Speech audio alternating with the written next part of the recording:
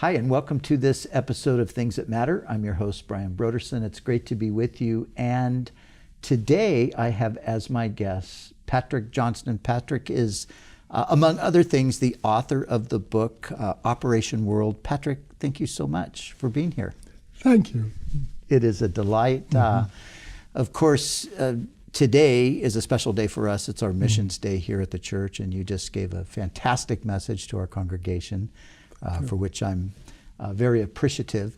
But I wanted to take a few minutes and just talk a little bit about Operation World. But I want to go back a little bit too, because you didn't just write a book on missions. You actually were a missionary. Yes. And I first became familiar with your story when I read this fantastic book called Out of the Black Shadows, the story of a young African who came to faith, and you ended up discipling him. And so that's how I got familiar with his story, your story. Yes. So can you tell us a little bit about your time, even how did you, you're English, but you ended up in Africa. Yes. How did that happen?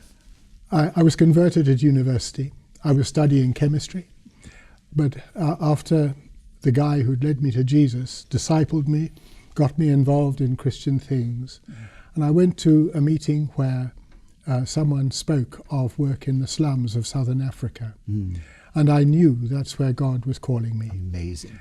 And the confirmation came actually within the psalm that I was using to preach this morning. Psalm 2. Ask of me and I'll give you the nations for your heritage, and so on.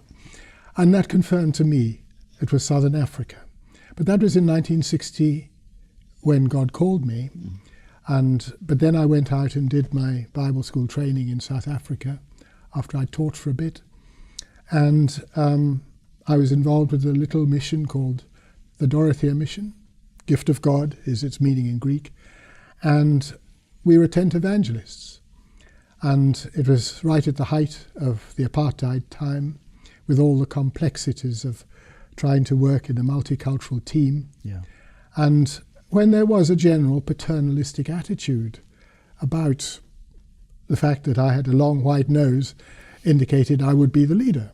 But I very quickly realized that my job was other than just winning people to Jesus. But these lovely African brothers and sisters that were part of my teams, I had to help them to be leaders, which wasn't actually part of the policy of the mission. Right. And so I wrote out a 10-year plan.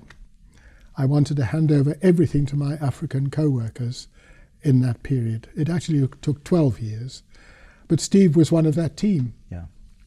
And I pushed him into all sorts of difficult situations, taught him how to negotiate with white administrators and get what he wanted as we moved around the country and so on, and wanted him to be able to do everything. He'd had very little schooling. Yeah. But eventually he became a CEO of a major mission in Africa, African Enterprise, and did a good job of leading. Yeah. And but anyway, for 16 years I worked in Africa, largely in Zimbabwe. Yeah. I learned to speak, to preach in 3 other languages. And but then the little mission with which I was part actually emphasized soul winning and prayer. And that was where Operation World came in. Yeah, that is amazing. Now I'm going to go back for a second to Stephen. So his story, I mean, it was just so fascinating that he and some friends, hoodlums basically, gangsters, they were communist influence to some degree, right? In the sense that generally communism was seen as the ally of the oppressive white rulers. Okay.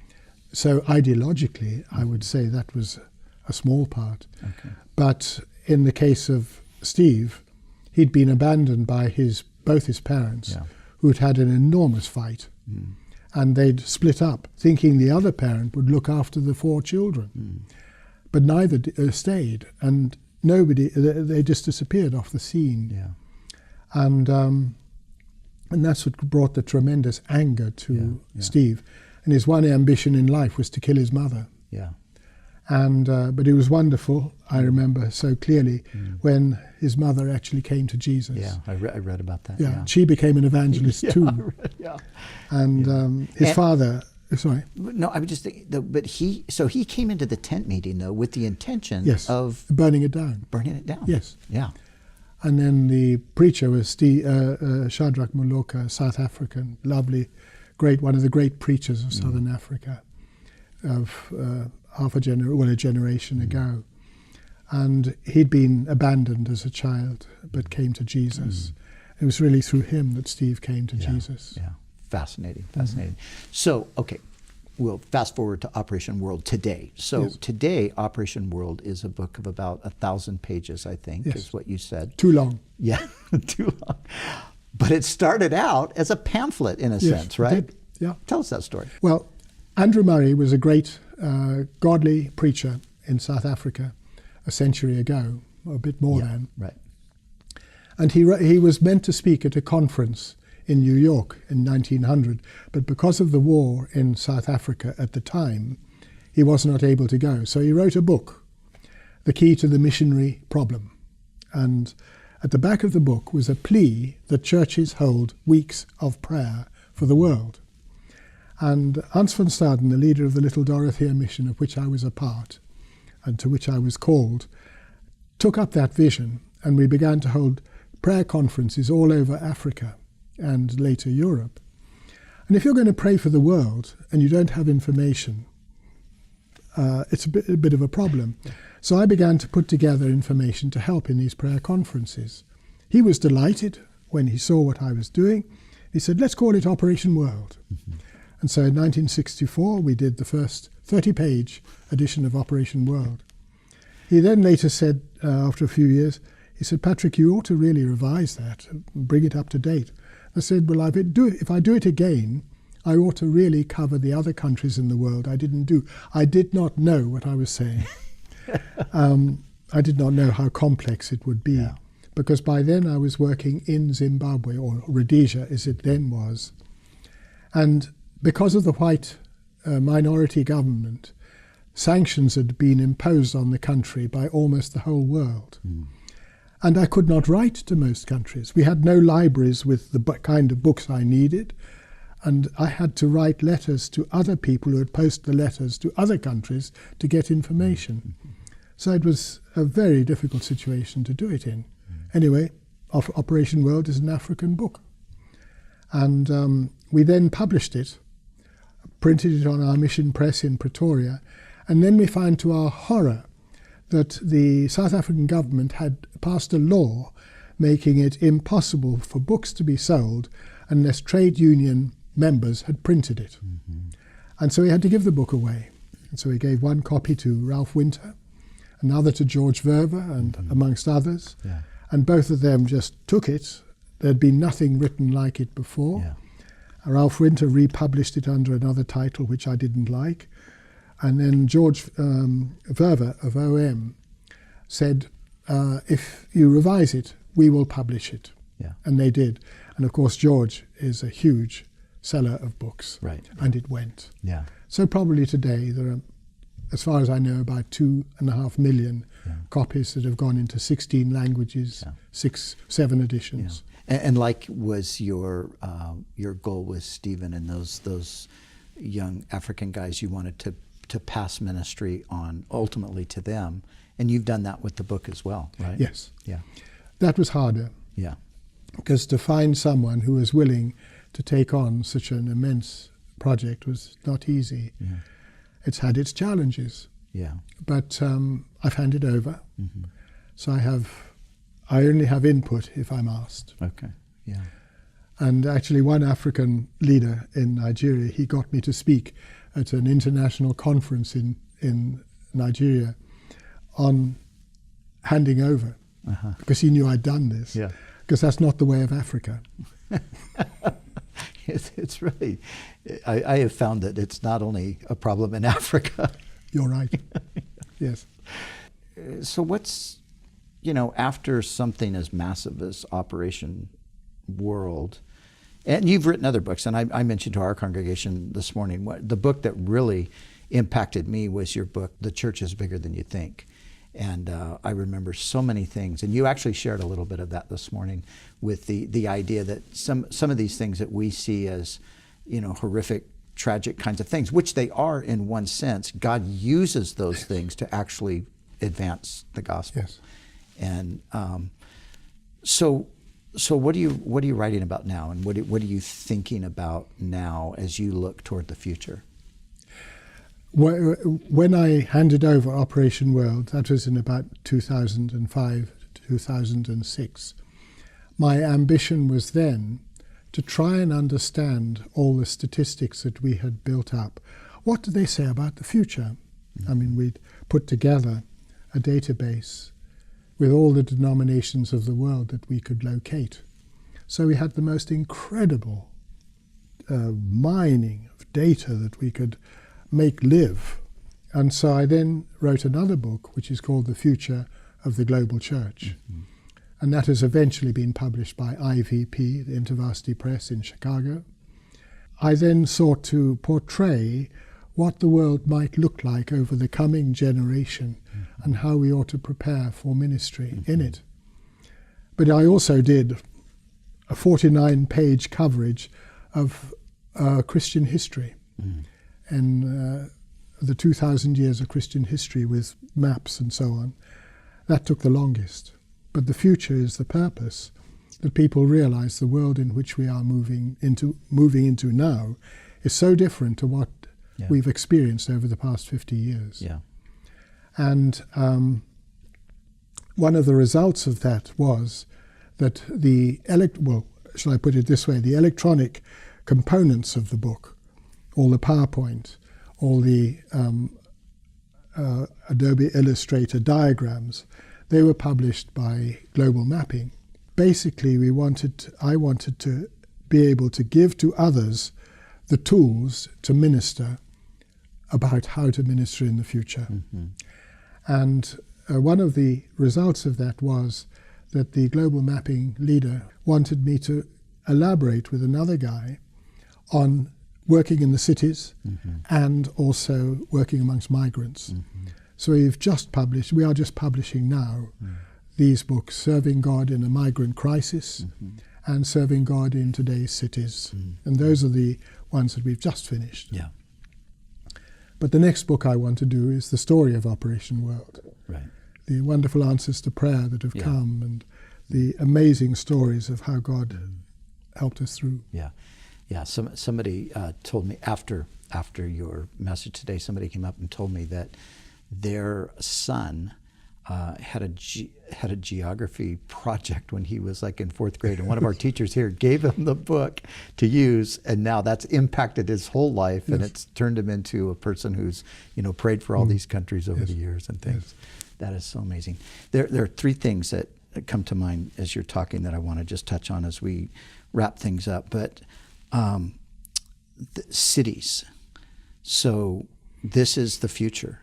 Yes. So you live in the UK. Mm-hmm. I live in the US.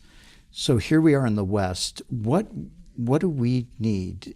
You mentioned this morning a little bit about the Western Church, the fact that everything is shifted now to the center of evangelical Christianity is no longer the West.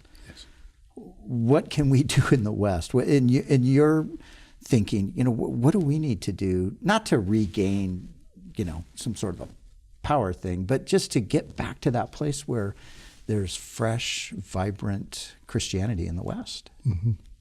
I think what's really gripped Robin, my dear wife, and I so much over these recent years is discipling. Mm-hmm. We all give lip service to it, but we're not very good at doing it. Mm. And just as I had to learn in Africa that my chief job is not just leading a team or evangelizing, it's actually helping other people to do the job. Mm-hmm. And so few churches actually disciple their members and get them involved in ministry. Yeah. We go too much for a performance type presentation rather than energizing, inspiring people who otherwise might do nothing. Yeah. And the same has to do with looking at cities. No longer can we build hospitals or special programs as we did in rural areas in the past, which really gives a high profile to the gospel, but it has its limitations. But as we increasingly become urban, almost the only ministry left to us to make an impact is, are we able to deeply influence a handful or more, if possible, of people to become effective leaders within their own culture? Yeah. We as missionaries can't do more than have some influence, but if we are able to influence a handful in a deep way, they'll become the dynamo for the future. Yeah, and that has been a conviction that you held for a long time. I mean, that's really what... But it's only really become articulated more recently, Okay. and I've had to revolutionize my understanding of the Matthew version of the Great Commission, which is probably one of the worst translated bits of Scripture. Because go and make disciples of all nations. Almost every word and phrase there is distorted by the English. We have no verb to disciple. We use it, but there's no verb to disciple. So we make disciples of, and the go is emphasized. But it's in going, disciple all nations, and that changes the theology completely. Our chief aim is to reproduce. It is not to go. And we've done too much of the go, and then we've emphasized too much the make, which is a method, rather than the lifestyle. So I've had to sort of rethink my whole theology of the Great Commission. You know, something that struck me when I was reading your story was, in some ways, it reminded me of Hudson Taylor's story. As he went into China, he sought to break down the cultural barrier and connect with the Chinese people, not coming in as an Englishman who's going to teach you, you know, how to be a civilized person. And it seems to me that you kind of took that same attitude into Africa, where you understood that the future was with these Africans. It wasn't with, you know, the white minority. It's true. And with the mission in which I now serve, we definitely made a decision as a big multi-national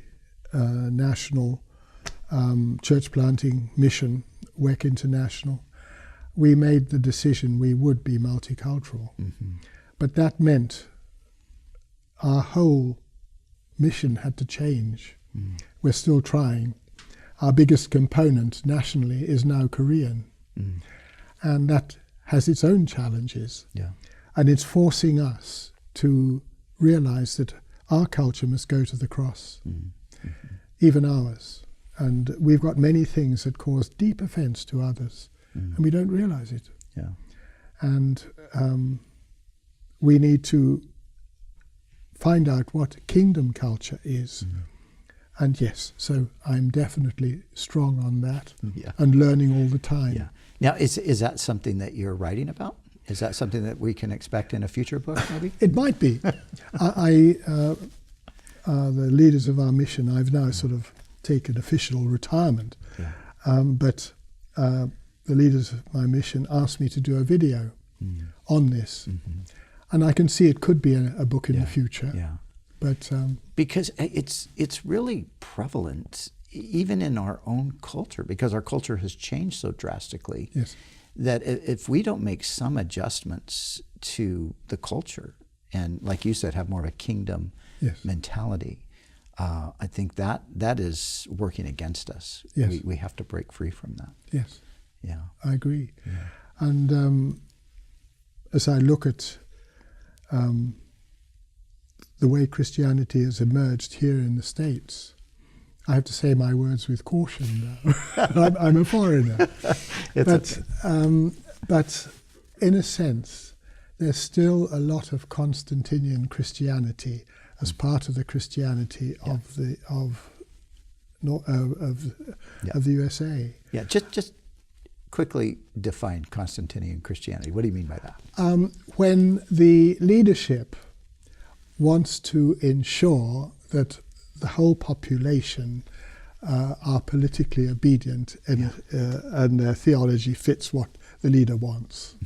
Okay. And that's a rather crude definition, but basically, although the constitution of the states is separation of politics and religion, Right. yet there is still too much Commingling. and the prophetic voice of the church is lost. Yeah. It's such a healthy thing to get outside of your own culture, isn't it? And outside of your comfort zone, and to kind of see the way the rest of the world actually lives, and functions or dysfunctions, or however we want to refer to it. Well, I am, again, I just want to thank you. So appreciative of your work and your ministry over the years, and looking forward to the things that still await us coming from your pen as you get the time. Yes. So, Patrick, thank you so much for joining us. Thank you very much. Okay, God bless you. Thank you. All right. And thanks for joining us on this episode of Things That Matter. And we look forward to being with you next time. You can find us all over social media, so get the word out. And until then, God bless you.